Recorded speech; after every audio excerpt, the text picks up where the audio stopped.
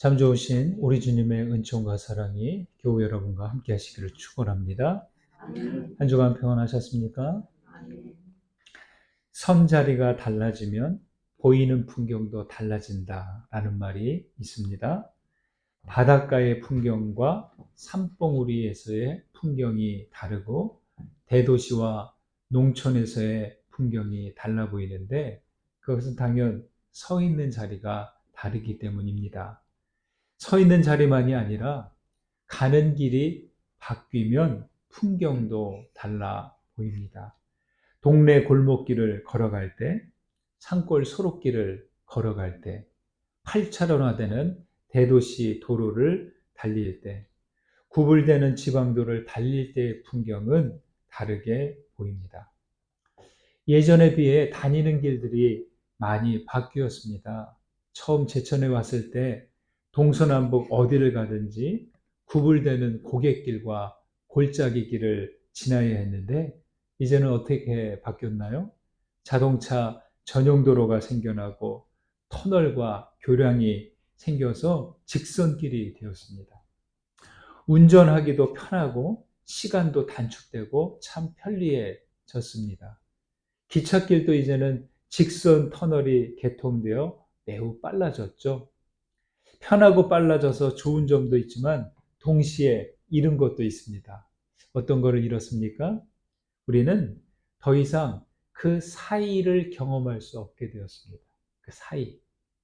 계곡물 소리, 새들의 소리를 듣지 못하고요. 구비구비를 지날 때 보았던 아름다운 경치를 더 이상 누리지 못합니다. 기억에 남는 건 뭐예요? 출발점과 도착점, 그리고 휴게소에서 먹었던 음식뿐입니다. 그러다 보니까 우리가 주어진 시간을 기억하는데 어떤 방식으로 기억하냐? 점으로 기억합니다. 어디 갔다 왔다. 점으로 기억하고 그 사이, 아날로그, 선은 기억하지 못하는 거죠. 사이를 기억하지 못하는 이유는 무엇입니까? 너무 빠르게 지나가기 때문에. 우리는 얼마나 많은 곳을 다닙니까? 그렇죠? 내가 어디 갔다 왔다, 기차 타고, 비행기 타고, 뭐 고속도로를 달려서. 그런데 많이 다니긴 다녔는데 그 사이는 기억이 안 납니다. 카메라는 사진을 찍는데요. 예전엔 필름에, 지금에는 이제 그 화소판에 그 영상, 사진을 남기는데 그 속도가 125분의 1초, 500분의 1초, 더 빠른 거는 1000분의 1초 동안 차가닥 하면서 그 사진을 남길 수 있습니다. 그런데요, 사진은 그렇게 남겨도 우리 사람의 영혼은 그럴 수 없어요. 천천히 걸으면서 시선을 고정하고 심호흡도 하고 몇십 분에서 몇 시간, 아니 더 나아가서 며칠 동안 거기에 머물러야 우리 안에, 자기 안에 남게 되는 겁니다.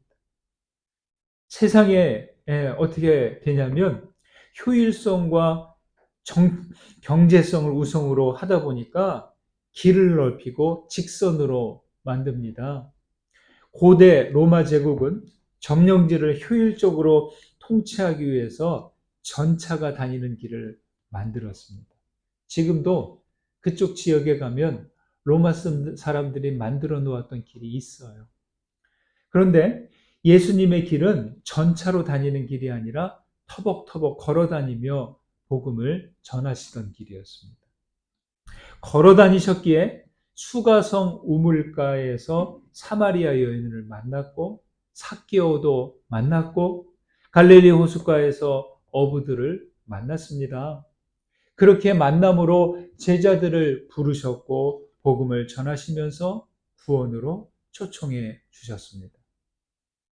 여러분, 여러분이 지금 서 있는 곳은 어디입니까? 또 어떤 길로 가고 계십니까? 어디에 서 있든 예수 그리스도의 곁에 서 계셨으면 좋겠습니다. 어떤 길을 가시든지 예수 그리스도와 동행하는 길이 되신다면 좋겠습니다. 믿음으로 산다는 것은요, 세상 모두가 바라는 곳에 서는 일이 아닙니다. 경쟁에서 이기는 것이 결코 아닙니다.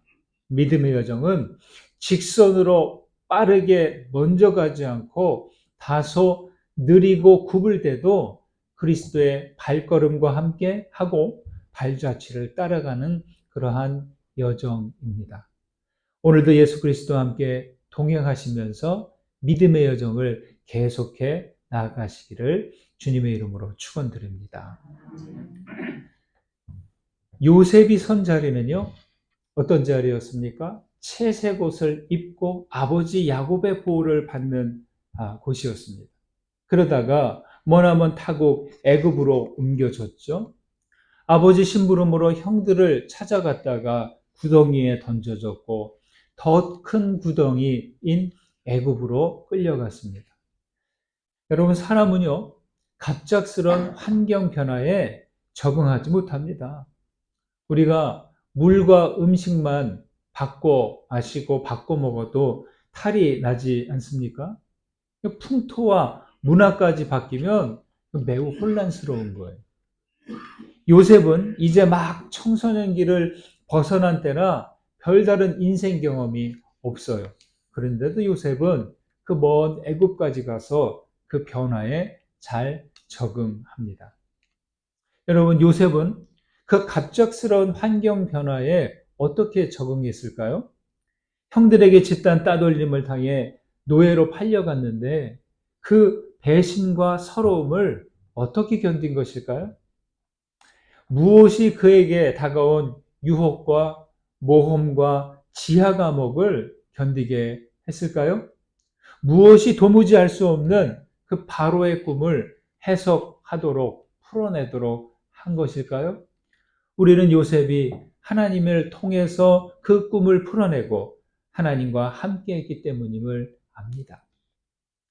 야곱의 아들들은요, 힘든 시기를 보내다가 양식을 사기 위해 애굽까지 왔습니다. 세월이 흘러도 요셉은 그 형들을 단번에 알아봅니다. 여러분, 그거 아시죠? 때린 사람은 잊어도 맞은 사람은 잊지 못한다고. 요셉은 맞은 사람이잖아요. 당한 사람이잖아요. 그러니까 수십 년 시간이 지나도 한 번에 그 모습을 알아봅니다.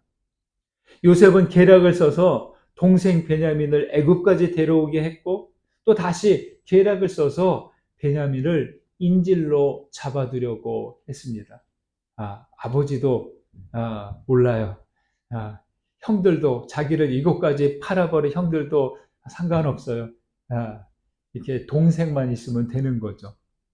그래서 베냐민을 인질로 잡으려고 하는데 이때 형들은 모두 비통해합니다. 옷을 찢고 그러지 말라고. 여기서 이때 유다가 나서서 막내 베냐민을 위해 자기 자신이 인질이 되겠다고 나섭니다. 이때 유다가 말을 이렇게 합니다. 앞에 이제 44장 30절에 유다가 이렇게 말해요. 아버지의 생명과 아이의 생명이 서로 하나로 묶여 있습니다. 라고 말했죠. 참, 이 말이 정말 놀라운 말이에요. 여러분, 아버지의 생명이 이 베냐민과만 묶여 있습니까? 요셉과도 묶여 있고 다른 10 아들들과도 다 묶여 있습니다. 부모 자녀의 생명은 이렇게 연결되어 있는 거죠. 어떤가요? 십수년 전 요셉을 구덩이에 던져 버릴 때와는 전혀 다른 모습이죠. 그때는 요셉을 어떻게 죽여버릴까, 없애버릴까 모의했던 형들이 이제는 베냐민을 어떻게 해요? 어떻게든 살리려고 서로 끙끙댑니다. 아마도 형들의 이런 모습이 요셉의 마음을 감동시켰던 것 같습니다. 요셉은 그래서 그때까지 꾹꾹 눌러왔던 감정을 더 이상 참지 못하고 터뜨려 버리고 맙니다. 그래서 그 울음소리는 애굽 사람들 모두가 들을 정도로 컸어요. 되면서 꺽꺽대면서 통곡합니다. 그리고 요셉이 자신을 드러냅니다. 여기 3절과 5절을 보시겠습니다. 먼저 3절 읽습니다. 요셉이 그 형들에게 이르되 나는 요셉이라 내 아버지께서 아직 살아계시나이까? 형들이 그 앞에서 놀라서 대답하지 못하더라. 5절. 당신들이 나를 이곳에 팔았다고 해서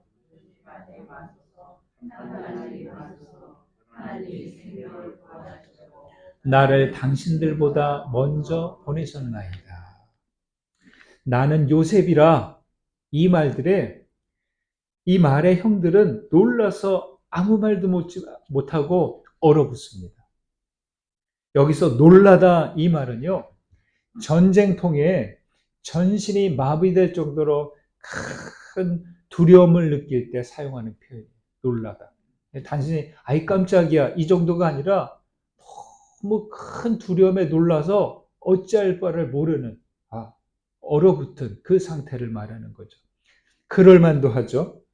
요셉은 형들이 십수년 전에 미운 털 박힌 나머지 애굽으로 노예로 팔아버린 그런 버려진 사람이잖아요. 죽었는지 살았는지 몰라요.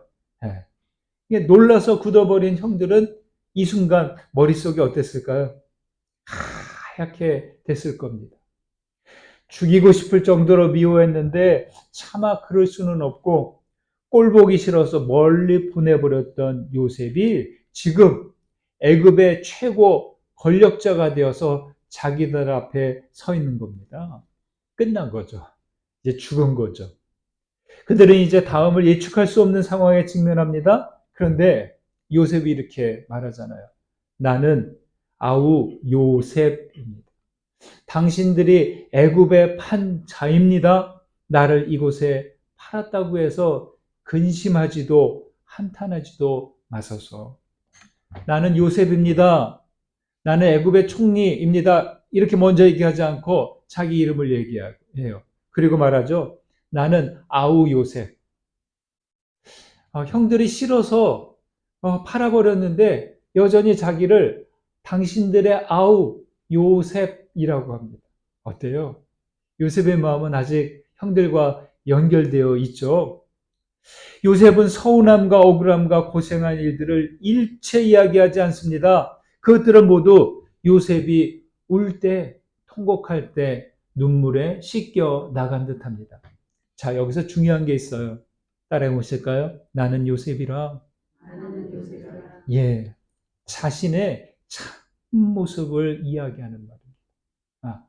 나의 진짜 모습, 고생하고 상처 입고 버려진 요셉도 아니에요. 또 어찌어찌해서 애굽의 총리가 된 것이 요셉의 진짜 모습이 아니에요. 여러분, 우리는 언제나 내 자신이 내가 누구인지를 알고 있어요. 여러분은 누구이십니까? 어떤 사람입니까? 나는 누구인가? 나는 어떤 사람인가? 내 본래의 모습은 무엇인가? 여러분, 자신의 진짜 모습을 알지 못하면 자신이 백조인 것을 모른 채 미운 오리 새끼로 지낼 수가 있어요. 자신이 금강석, 다이아몬드인 것도 모른 채 그냥 흔한 돌 하나로 지낼 수가 있어요. 여러분, 신분증에 표시된 내용이 나의 전부가 아니에요. 나는 이런 사람이에요. 라고 할 때 설명할 제일 기본 되는 거 뭐예요? 내 신분증이잖아요. 거기에 내 사진, 이름, 주민등록번호, 주소 이런 게 나와 있는데 이것으로 나의 진짜 자기를 보일 수 있습니까? 그런 것은 모두 나의 겉사람이고 껍질과 같습니다. 우리의 진짜나 어떤 모습입니까? 나의 죄와 욕망과 감정과 소유는 진짜 내가 아니라는 거예요. 그 모든 것은 껍질이고 지나가는 거예요. 여러분 잘 들으세요? 창세기에서는 우리의 참모습을 뭐라고 이야기했어요? 하나님의 형상을 따라 지음받은 존재라고 했어요. 복음서에서는 예수님을 통해 이렇게 말했습니다. 하나님의 사랑받은 존재. 우리는요, 하나님의 형상에 따라 지음받은 존재예요. 하나님의 사랑받는 존재예요.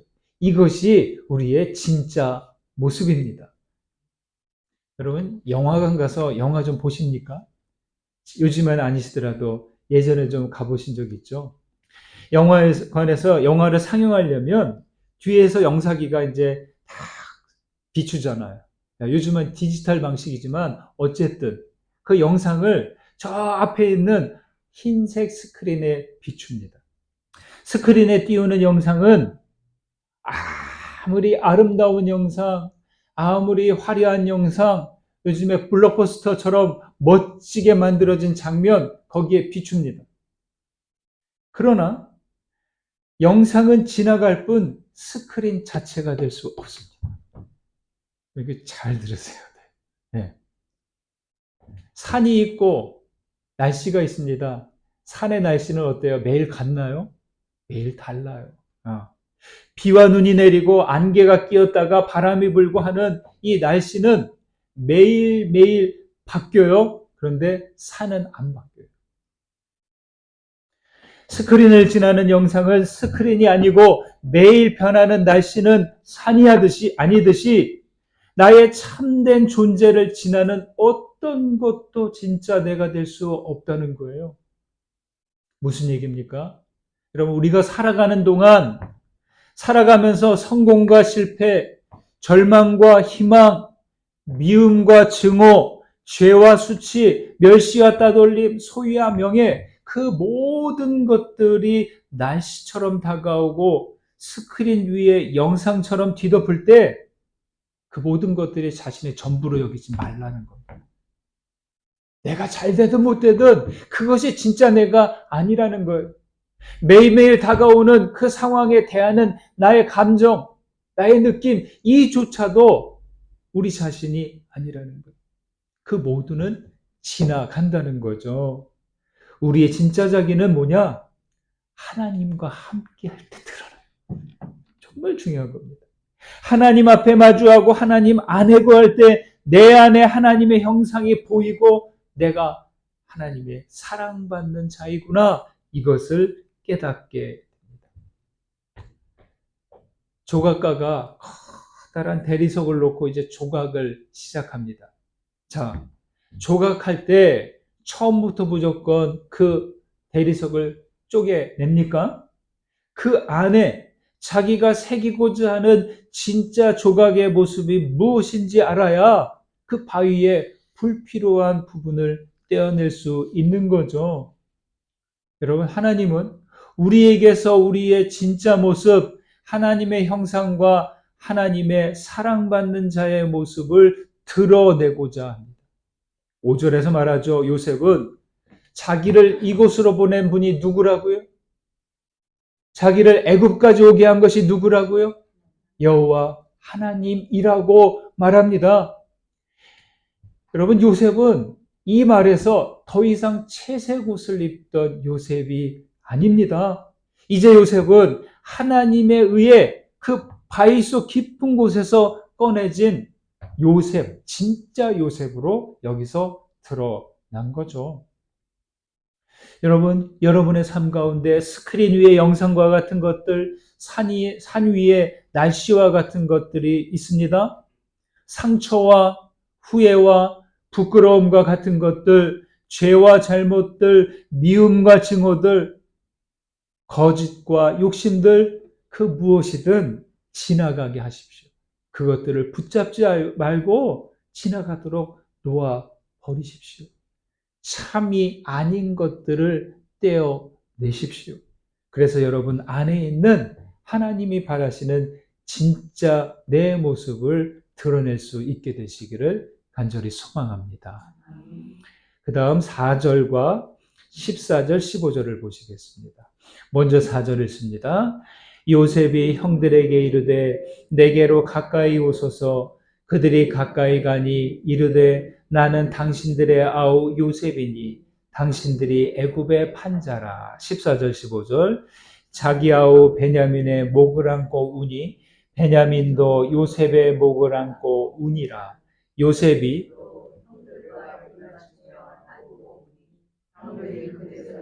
요셉과 말하니라. 요셉이 자신의 정체를 드러내기 전에 어떻게 했습니까? 아무런 감정 없이 나는 요셉이다 이렇게 드러냈습니까? 그렇지 않죠.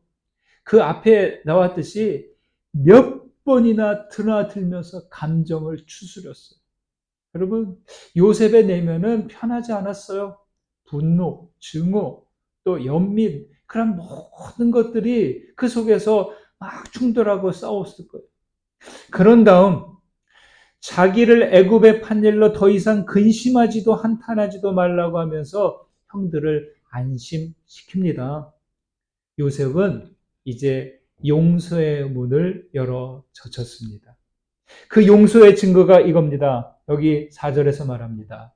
내게로 가까이 오소서. 내게로 가까이 오소서. 여러분, 사람은 미워하는 대상을 마주하지 못합니다. 네. 저 멀리서 내가 싫고 미워하는 그 누군가가 있을 때 절대 가까이 다가가지 않습니다. 가까이 다가가도 얼굴을 마주하지 않는 것이 우리 사람입니다. 그런데 요셉은 가까이 오라고 하고 베냐민의 목을 안고 울고 그 모습 그대로 형들과 입 맞추고 울기까지 합니다. 마치 이산가족 억지로 갈라져서 몇십 년 못 봤다가 만나는 이산가족 만나듯이 상봉을 합니다. 그러면 이 동작에서 요셉의 진심 어린 마음을 볼 수 있습니다. 보통 용서했다, 화해했다고 해도 사실 이게 가까이 하는 거는 금방 안 돼요. 네. 심리적 거리감이 남아있기 때문이죠. 여러분은 이런 경험 있으세요? 네. 누군가를 용납하고, 그래. 다 그럴 수도 있지 하고 용서할 수 있어요. 그런데 그 다음부터 편안하게 금방 그 거리가 가까워지던가요? 금방 안 됩니다. 저 역시 그랬어요. 용서도 하고 화해도 했는데 그 다음 가까이 가는 일은 이게 금방 안 돼요. 어느 정도 시간이 걸립니다. 하지만 요셉은 그렇지 않았습니다. 가까이 오라고 하더니 오히려 다가가서 끌어안고 입을 맞춥니다. 가까이 오라고 했지만 형들은 금방 가까이 못 와요. 예, 깜짝 놀랐거든요. 그냥 어느 순간 자기들이 끌려가서 죽임을 당할 수 있는 상황이기 때문에 감히 그럴 수 없었을 것입니다. 그러나 요셉이 다가가서 끌어안고 입을 맞춥니다. 요셉은 진심으로 용서하고 있습니다. 사이 존재라는 말이 있습니다. 여러분, 사람은 시간, 공간, 인간이라고 하죠. 우리는 시간과 공간에 살아요. 시간과 공간 그 속에 사이에 사는 존재가 우리 인간입니다. 자, 보세요. 시간, 공간, 인간. 여기에 같은 말이 있어요. 무슨 자? 사이간자가 있어요. 네. 이것을 보면 세상의 모든 존재는 존재 자체보다 다른 것과의 사이에서 본 모습을 알 수 있어요. 아무리 뛰어난 사람도 때와 장소와 사람들과의 관계를 벗어나면 이거 아무것도 아니에요.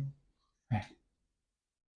옛말에 무감어수 경어인이란 말이 있어요. 묵자에 나오는 말이라는데 되게 멋있어요. 여러분, 한자를 쓰면 되게 있어 보여요. 근데 그 뜻이 정말 깊어요. 무감어수 경어인, 여기에 감자와 경자는 둘 다 거울이란 뜻입니다. 뜻이 간단해요. 거울이 없던 시절에는 자기 얼굴을 보려면 어디다 비춰보았게요? 물에다 비춰봤죠. 이렇게, 예. 장독에 다 물을 담가 놓고 이렇게 거기에 자기 얼굴을 비춰보던 시절이 있었어요. 이게 무슨 뜻이냐? 물에 얼굴을 비추지 말고 자기 얼굴을 사람에게 좀 비춰보라는 거예요. 예. 다시 말해, 거울에 비치는 자기의 겉모습에 현혹되지 말고 사람을 거울 삼아서 자신을 비추어 보라는 가르침입니다. 사람과의 관계 속에서 나를 살펴보라는 그런 말이죠. 여러분, 누군가에게 나를 비추면 내 모습이 어떻게 보일까요? 물론 완벽해 보일 수는 없겠지만 부끄러움 없는 모습으로 예쁘게 보일까요? 오래전 요셉과 형들이 서로에게 비추는 얼굴은 어땠어요? 요셉이 구덩이에 던져졌다가 애굽으로 팔려갈 때 그때 요셉의 얼굴은 형들에게 어떤 모습으로 보였어요? 아주 미운 털에 잔뜩 박힌 모습이었죠. 네. 그때 요셉에게 보이는 형들의 얼굴은 어땠어요? 막 자기를 죽이려고 하는, 자기를 미워하려는 그런 얼굴이었습니다. 그런데 이제 이들은 용서와 화해하는 얼굴로 서로를 끌어안는 거예요. 정말 아름다운 모습이죠. 여러분, 여러분에게 아직 용납하지 못하고 용서하지 못하는 마음이 있습니까? 쉽지 않으나 용납과 용서하기를 포기하지 않으셨으면 좋겠습니다. 용서는 가장 아름다운 마음이에요. 용서하지 못하면 하지 않은 만큼 우리의 미래는 열리지 않는다. 나의 의지로는 용납하고 용서하기가 힘들어요. 따라서 우리는 예수 그리스도와 함께 해야 용서가 가능합니다. 어떤 세미나라든지 행사를 준비할 때 많은 사람들이 참석하잖아요. 모르는 사람들이 서로. 그러면 그들을 위해서 뭘 준비하냐면 이름표를 준비해요. 이름표가 비닐이라든지 딱딱한 플라스틱으로 되어 있어서 거기에 이제 명찰을 넣는데 사람의 이름이 적힌 명찰을 종이에다 인쇄해요. 이런 종이에다가. 이 종이가 얇잖아요. 이 종이를 그 속에다 이렇게 집어넣으려고 그러면 잘 안 들어가요. 이게 딱 붙어 있기 때문에.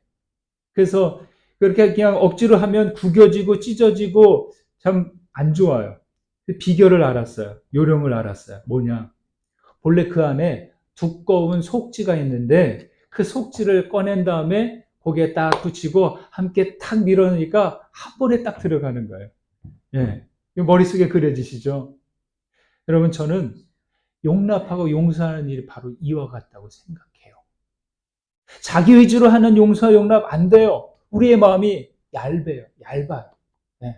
그래서 좀 한쪽 마음에 용서와 용납이 있어서 그걸 좀 이렇게 하려고 하는데 안 되죠. 구겨지고 꺾여요.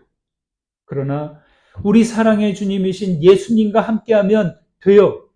가능한 이유? 예수님은 그 사랑이 아주 단단하고 두터운 분이십니다.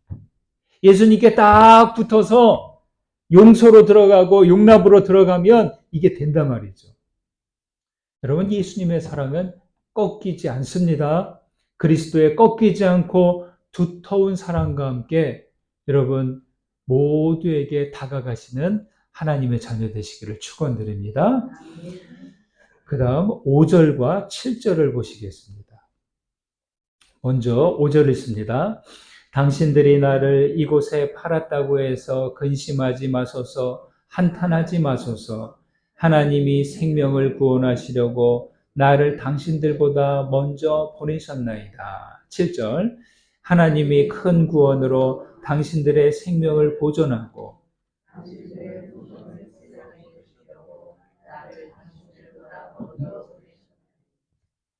형들이 요셉을 애굽으로 보내고 바로가 요셉을 애굽의 통치자로 세웠습니다.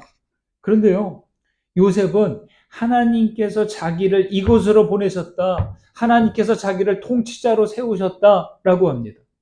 이 말은요, 신앙 고백과 같은 말이죠. 요셉은 애굽에 오게 된 것, 총리가 된 것, 형들이 애굽에 온 것, 그 모두가 하나님께서 인도하신 것으로 인정합니다. 그렇게 받아들입니다. 믿음의 고백이죠. 다른 사람들이 보면 아전인수격인 해석인 것 같아도 여러분, 이것은 요셉이 하나님과 동행해 온 그 신앙을 보여줍니다. 요셉은 집단 따돌림과 거절감과 소외를 어떻게 극복해냈을까요? 보통이라면, 우리라면 증오와 원한의 골짜기에 빠져서 아마 헤어나오지 못했을 것 같아요. 여기서는 우리는 그 이유를 알 수 있습니다. 요셉은 자기가 애굽에 온 것이 뭐라고 합니까?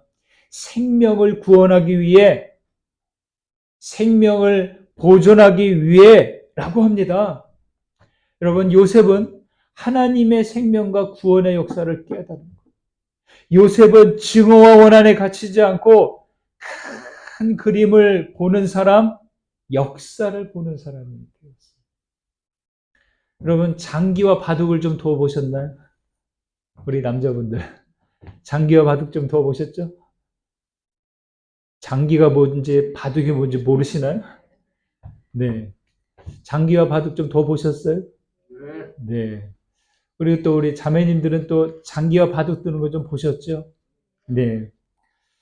여러분, 장기와 바둑을 둘 때 누가 이깁니까? 아, 판을 넓게 보고 수를 잘 읽는 사람이 이기게 돼 있어요. 다시 말해, 부분만 보지 않고 전체를 보는 사람이 이긴다는 거예요.